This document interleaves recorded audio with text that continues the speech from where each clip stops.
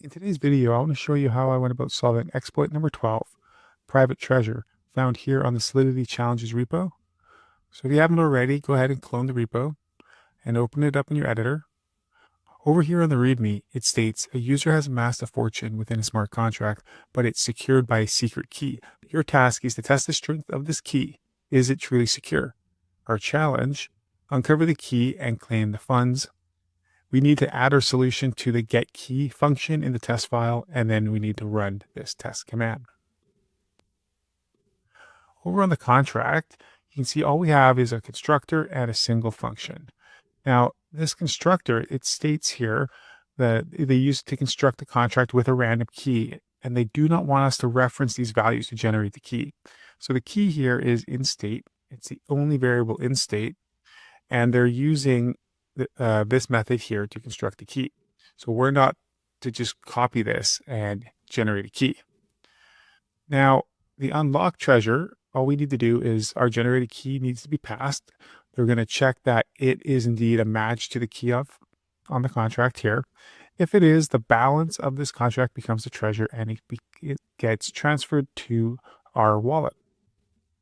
All right, so there's not much to go off of here. If we can't just copy what we see, we're really just left looking at the state variable and asking how can we access it. Now, one thing everyone should know with contracts is just because it has the private visibility keyword does not mean it is indeed private. We can access anything on the blockchain if we know where it's stored. In this case, being the only variable, it's going to be stored in slot 0. So we simply need a method to access slot 0. So let's go over the test. Over here, from the top, they give us a contract and an EOA. We are called Challenger. In the setup here, they deploy the contract. They give it 50,000 Ether, so that's our treasure. And the Challenger gets 1 Ether. They do a pre-check to check that both those balances are indeed correct. And then down here, we have this test unlock treasure method. This is what's going to get called when you run the test command. They prank us, so we're the Challenger. They give us our starting balances of the Challenger and the contract. And right here, they're getting the key. The method getKey is found below where they want us to write our solution code.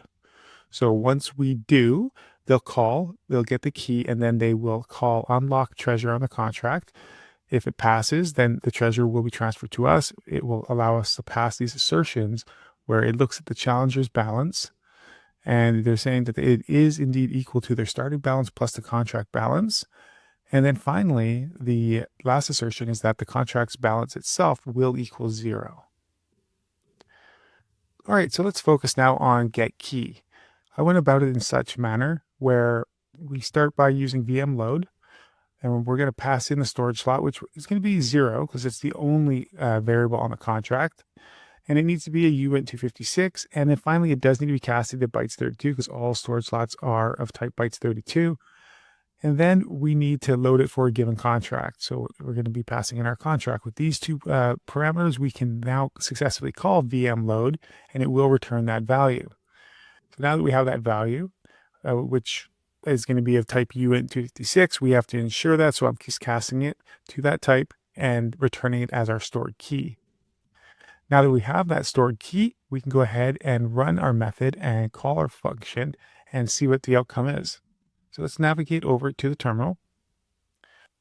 I have preloaded the command, so let's go ahead and give it a run. And you can see we have successfully passed. From the top, you can see we have test unlock treasure, where it started by pranking us, and then we called VM.load. Here we took slot 0, so that very last 0. We then cast it to 256, which padded it with many zeros, and then we casted it to bytes 32. So this will return a bytes 32, as you can see here.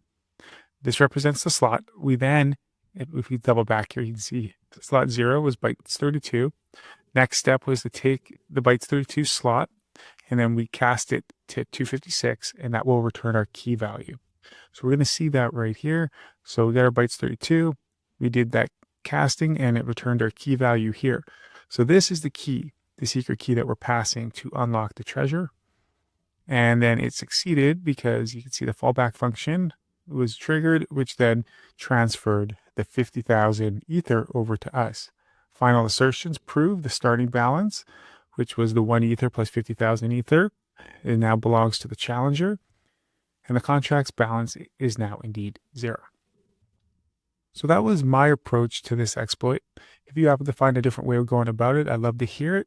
Or if you just simply want to talk about my approach, you can find my contact information in the details below. See you in the next one.